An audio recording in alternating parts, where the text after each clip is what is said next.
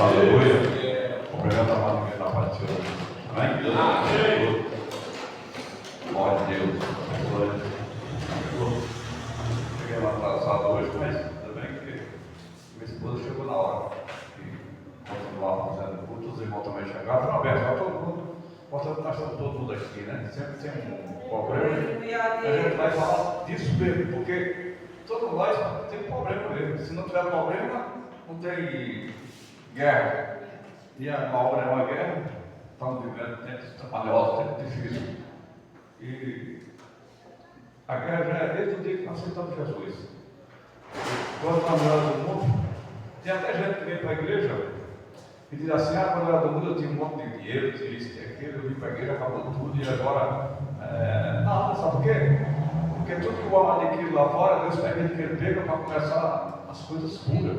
Porque aquilo que você adquire errado lá no mundo, a tendência para vir para a igreja é perder. E Deus vai dar outra coisa pura, porque aquilo foi mal adquirido, tudo que é mal adquirido, tudo que você alcançou, que não era do querer de Deus, Ele não permite que você fique com aquilo, porque aquilo foi coisa do mundo antigo, coisa que está cheia de problemas, coisa que não é bom para você. Então, e Deus tinha tudo para fazer, botar tudo novo na sua vida, porque com Deus tudo é novo, não tem nada velho com Deus, tudo é novidade de vida.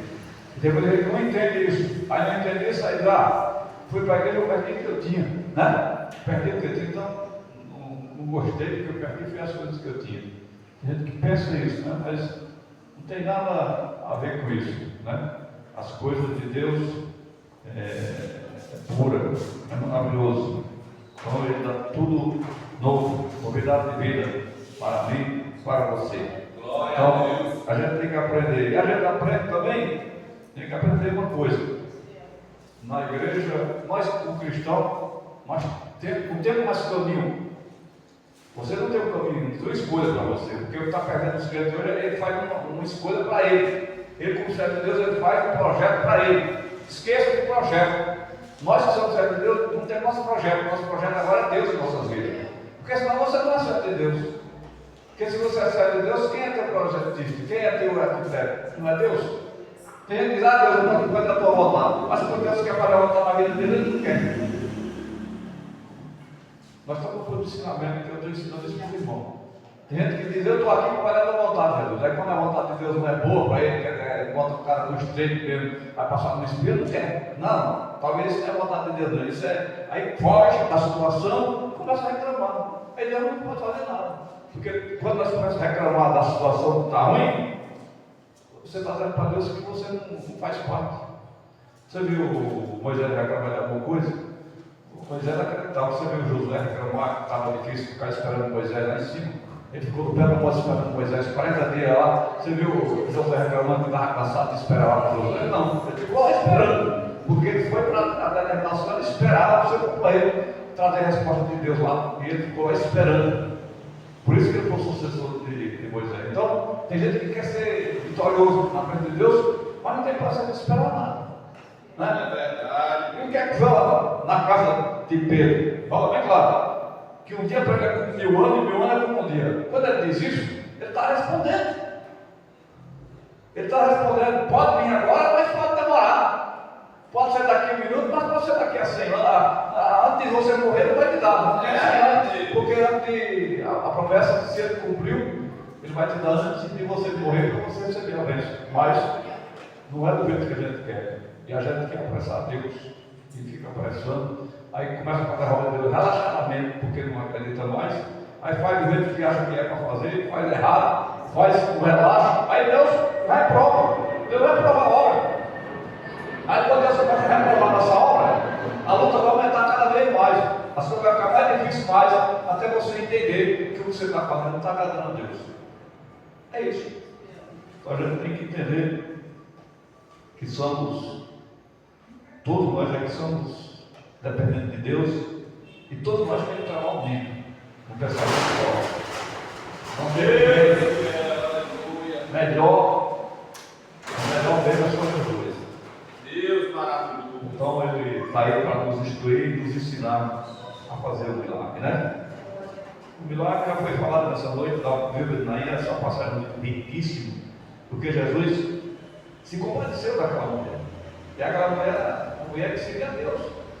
E ela tinha um único filho, Deus se tornou muito estreito, uma aprovação muito grande. Porque a pessoa seguia Deus. Chegar a outra esperança dela, chegou. Porque quando ela viu o seu moço dentro do caixão, toda a esperança dela caiu naquela hora. Mas Deus confundiu ela, todos que estavam ali. Então Deus trabalha para confundir a fé do ser humano. Né? Deus confundiu até a fé do seu discípulo quando ele voltou para ter encontro onde lá estava naquele túmulo. Ele voltou lá e os discípulos ficaram perplexos, falaram lá, não, vamos morrer com ele. Porque ele estava ameaçado de morte, estava procurando matar Jesus. Alguns se falou, não está morrendo junto com ele, mas a própria Maria estava até acreditando, mas a outra dizendo, não, eu sei que ele vai ressuscitar no dia da ressurreição dos mortos, mas Jesus está falando, é agora que ele vai ressuscitar, não é no dia. Então tem uma coisa que Deus quer fazer agora, mas quer fazer e outros quer fazer depois, mas ali precisava fazer naquela hora, porque Jesus estava fazendo um legado na terra, tinha que deixar o seu legado. E qual foi o seu legado? Ele teve que provar que quando ele falava que ressuscitaria no terceiro dia, ele fez primeiro classe para todo mundo ver que era verdade o que ele estava fazendo. Quando lá saiu do vivo, então ele manda mesmo a morte. Então, já para aumentar a fé daquele discípulo, aumentar o conhecimento deles, que Jesus já fez isso, já estava dando a resposta do que ele disse que ia acontecer com ele, que ele ia morrer, mas no terceiro dia ele ia ressuscitar. E Deus está dando a resposta para mim e para você, quantos dias, quantos minutos, quantas horas, e muitas vezes, anos e anos, provando que ele é Deus, e nós não duvidamos que ele é Deus, muitas das vezes. É isso, mas nós precisamos acreditar e não baixar a cabeça, mas seriamente, né? Jesus mandou seu discípulo fazer a obra, ele disse, não leva forte, não leva duas túnicas, não leva dois sandálios, não leva nada. E disse que eles foram fazer a obra. E quando Jesus voltou, está aqui no livro de Lucas, está escrito isso, Lucas 35, e 1, eu só estou citando, não vou ler, porque vou ler outra passagem aqui, só citando. E quando ele voltou, Jesus perguntou, tiveram falta de alguma coisa? Ele disse, não faltou nada para nós, tinha tudo em abundância, tinha tudo do bom e do melhor. Porque quem está com o Senhor, Ele cuida de você e não deixa faltar nada. É porque, se você tiver espírito de ganancioso, aí você não faz a obra de Deus, porque o ganancioso ele quer ficar rico, ele vai ficar rico, ele quer ficar milionário. Então nós cristãos verdadeiros, não tem espírito de ganancioso, ele tem espírito de vencedor, o espírito de morar no céu e ajudar aqueles que estão no caminho para ir também morar no céu. Porque os gananciosos não fazem parte do reino de Deus. Os gananciosos, esses falsos profetas que estão aí, bilionários aí, dono de império, mais império, e não se cansa de ter dinheiro. Esses são os gananciosos. Então, os gananciosos não entram no reino de Deus, porque a ganância por os bens materiais, a ganância por dinheiro, é a que todos espécies de mal. Mas vamos ler agora a palavra no livro de Hebreus 10, 35 em diante. Você vai entender nessa noite, vai sair daqui convicto que Deus falou com você e que você precisa se acalmar e ter paciência, porque às vezes o que você quer não é o que Deus quer para você. Às vezes alguém, o que aconteceu com Jonas, ninguém sabe direitinho a história de Jonas, mas está lá a história de Jonas. Olha, por que Jonas fugiu para longe de Nínive? Porque ele não queria que Deus fizesse alguma coisa para aquela cidade. E muitas das vezes você tem no seu coração que Deus não precisa trabalhar na vida daquele fulano, daquele ciclano. Você tem no seu coração que Deus não pode fazer nada para aquele, porque você tem uma mágoa naquela pessoa. Se você tem uma mágoa naquela pessoa e você guarda isso e pede a Deus para abençoar você, mas você quer que o mal vai fazer na vida das pessoas, isso não tem que pensar.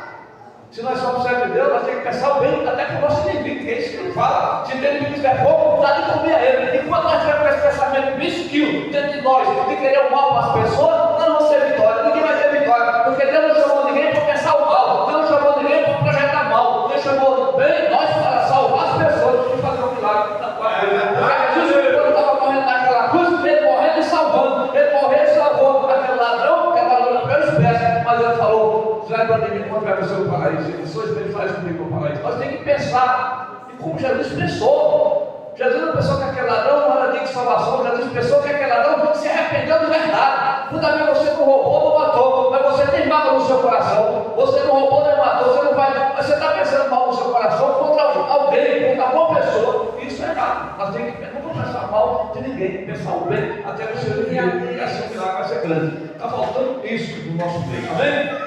Daí você fala assim: não rejeitais, pois a vossa confiança, que tem grande e a vontade de galardão, porque necessita de paciência, para que depois de haver feito a vontade de Deus, possa alcançar a promessa. Porque ainda há um pouquinho de tempo, e o que há de vir virá, e não tardará. No 28, mas o justo viverá da fé, e se recusar, a minha alma não tem prazer nele. No 39, nós, porém, não somos daquele que recusa, mas daquele que pratica daquele que não pratica para a perdição, mas daquele que crê para a conservação da alma. Amém? Faça acertar o nome de Deus. Glória a Deus, aleluia. Uma palavra riquíssima e poderosa para todos nós nessa noite. Ele está dizendo para ele: não rejeite o que eu coloquei nas vossas mãos. Jesus fala isso. Ele diz: não rejeite o que eu coloquei nas vossas mãos. O que eu coloquei nas vossas mãos é meu. Então faça o que eu coloquei nas vossas mãos. Não olhe para trás, não desista daquilo que eu coloquei nas vossas mãos. Tenha confiança, acredite. Não para, não fique corrigindo esse pensamento, mas faça o que eu mandei fazer. Não rejeite aquele chamado que eu chamei. Não rejeite o dom que Deus colocou, mas faça parte, use esse dom com toda a sabedoria e toda a conveniência. Porque é necessário, porque necessita de paciência para que depois de haver feito a obra de Deus, possa alcançar a promessa. Primeiro, Deus está falando nessa palavra que eu tenho que fazer primeiro a obra dele. E quando eu não fizer a obra dele, não vai reclamar não, não tem que eu querer alguma coisa de Deus não. Ele diz: faça primeiro, faça a obra para mim, faz para mim e depois eu faço para você. Faça para mim, eu não vou marcar nada, não vou dizer que vier não. Eu vou fazer para você, você vai fazer para mim e ele vai ficar numa corda. Quando eu quiser fazer, eu vou fazer. Porque não é para você quiser, quando eu quiser. Ele está dizendo isso nessa noite, e nós precisamos entender. Ah não, mas eu trabalhei, não importa, você pode ter trabalhado. Quantos que trabalharam? Quantas pessoas que trabalham no Evangelho e receberam foi morto, tiveram que morrer? Quantas pessoas que trabalham no Evangelho não receberam prêmio nenhum não, receberam foi a morte, por salvação da sua alma? Quantos que morreram na fogueira? Quantos que morreram a fio de espada? Quantos que foram presos? Para Paulo deixou dizendo para nós: preso do Senhor, mas não deu o nome do Senhor.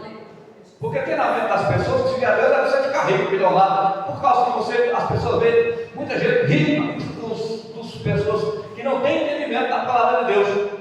É crente falso, porque o crente verdadeiro, ele sabe que ele tem que lutar, ele tem que trabalhar, ele tem que ser forte, ele tem que ser valente, porque Deus não chamou ninguém, os fracos, ele mandou voltar, os fracos que covarde, ele mandou foi voltar. Mas se você é fraco, eu digo não fraco na força, mas não fraco no pensamento. Porque você é fraco de estrutura, fraco no dinheiro, fraco nos bens materiais, mas você é forte na sabedoria com Deus. É isso que ele quer. Porque não adianta você ter um monte de dinheiro, ter um monte de faculdade que muitos têm, mas não tem sabedoria de estar na casa de Deus. Então, quem é valente mesmo e forte é vocês que aqui estão nessa noite.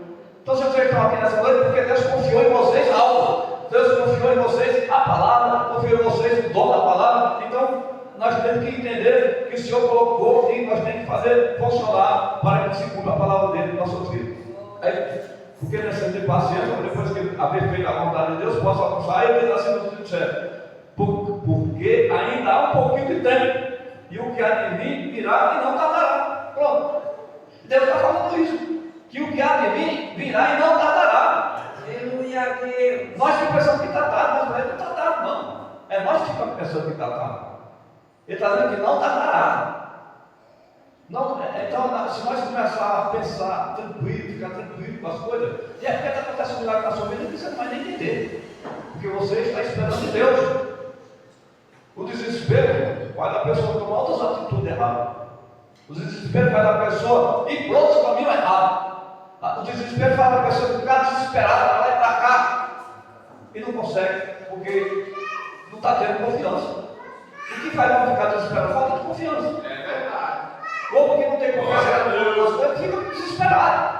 Mas se você é confiante que isso vai dar certo, você não se desespera, porque você sabe que vai dar certo. Você já tem razão que vai dar certo. E é justamente isso que Deus quer que você pense, que vai dar certo, porque você está seguindo Jesus. Quem segue a Jesus vai dar certo, porque Jesus não vai deixar você na mão. Jesus não vai deixar você no Espírito. Jesus vai te honrar, vai te encarar, vai te abençoar na hora certa.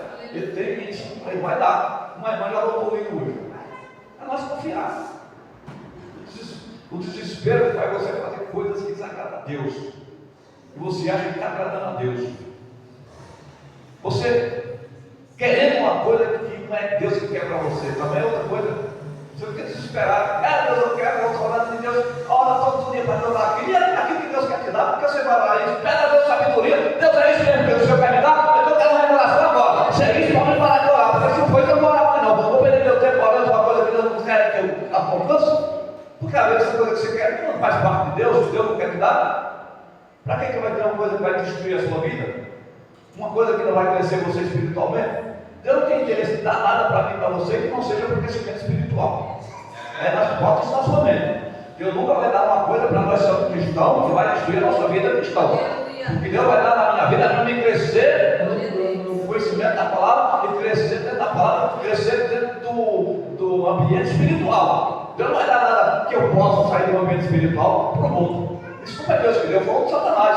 O que Deus dá é para mim crescer. O que Deus dá é para você crescer. O que Deus dá na nossa vida é para nós chegar mais perto do Senhor e ter mais possibilidade de fazer a obra do Senhor. É isso que Ele quer dar. Então isso é ter entendimento. Né? Aí no 38 ele fala: mas o justo viverá da fé, e se recusar, a minha alma não tem prazer dele. Então Deus agora está falando com você. Ele está dizendo que temos que ser justos. Porque se você não for justo, você não vai conseguir viver da fé. Porque a fé está com o justo. Aí tem pessoas que tem gente que diz: não tem justo. Claro que tem justo. Justo é aquele que compra, não rouba ninguém, que não leva ninguém. Justo é aquele que compra e paga. É aquele dinheiro que ele compra fiado, mas ele está pagando. Porque mesmo que você compra uma coisa fiada e você está pagando, você só passa a ser devedor se você não pagar. Mas se você está pagando, não tem problema. Justo é esse, cara. Justo é aquele que mesmo que ele está devendo, ele está querendo pagar, ele não tem você vai estar lá, negociando: ó, eu vim aqui, eu estou assim, eu preciso que você. Pronto, ele está sendo justo. Agora aquele que faz injustiça é aquele que já compra na intenção de não pagar, já compra na intenção de enganar, já faz as coisas na intenção de fazer errado mesmo. Aí é ser justo, né? As pessoas, então Deus não está acreditando. O Senhor disse que nós temos que ter fé, o justo viverá da fé. E eu não posso recusar. Se eu recusar, o Senhor não tem prazer em mim. Então nós não podemos recusar do caminho de Deus. Não podemos recusar de fazer a obra do Senhor. Recusar, André. Nós recusar, Ele disse que não tem prazer em nós. Então, se nós temos que fazer de tudo para o Senhor se agradar de nós, como Ele olhou para nós e agradou de nós, Ele olhou para outros e outros que se agradou, né? Enoque, Deus olhou para ele e se agradou de uma forma que levou para ele. Treinador levou para ele. Porque se agradou do trabalho dele, se agradou do feito dele. E o que foi que ele fez? Obedeceu a palavra de Deus. Só isso que ele fez, obedeceu. O que nós precisamos mais fazer nada além é obedecer a palavra de Deus. Nós fomos chamados para obedecer a palavra de Jesus Cristo, obedecer. Só isso. Os homens procuram um monte de invenção, procuram aquilo para lá, trazer para cá. Não, o Senhor não quer nada, o Senhor quer que você obedeça a palavra dele. Só isso. E é difícil obedecer a palavra de Deus, é difícil para quem não quer obedecer. Mas para quem quer, se torna fácil, porque Ele vai te ajudar a você obedecer. Porque Ele sabe a sua dificuldade. Quando você quer obedecer, Ele te ajuda a obedecer. Ele te ajuda a você caminhar. Ele te ajuda a você estar com Ele. Ele te ajuda a você louvar. Ele te ajuda a você pregar. Ele te ajuda a você fazer a obra dele. Você vai pregar, não deve ficar com medo. Ah, não vou não. Porque como eu vou pregar o quê? Você não vai pregar nada de você. Vai pregar o que Deus está na sua boca. O que eu estou falando aqui não é eu que projetei isso que eu estou falando. Eu não pensei em falar nada disso hoje. Jamais eu pensei em falar isso hoje. Jamais eu pensei que eu ia pregar essa palavra hoje. Mas Deus mandou pregar ela. E as palavras que estão saindo na minha boca, é Ele que está mandando. Então não é eu, não é nós. É Ele que faz isso através de nós. Nós somos somente contra nós. Não precisa ficar preocupado. Porque Ele mesmo falou: não se preocupe quando você for falar de mim, porque na hora que tu abrir a tua boca, eu que vou colocar a palavra na tua boca. Ele não falou isso? E por que nós temos medo? medo? Você tem medo porque você está confiando em você. E eu disse, maldito o homem que confia no homem. Maldito se eu for pregar e eu confiar em mim. Eu não vou pregar nada, porque eu vou querer fazer de mim. E o erro nas pessoas é não querer fazer a obra do Senhor, porque ele olha logo para ele. Quem sou eu? Você não é nada mesmo, não. Mas Jesus estiver na tua vida, você vai pregar, vai sair com a pregação, vai te orientar, vai te instruir, porque não precisa de ninguém para ensinar nós a pregar. O Espírito de Deus é quem vai entrar em nós e fazer a obra. Para que é que o Espírito de Deus está na terra? Para nos auxiliar a fazer a obra dele.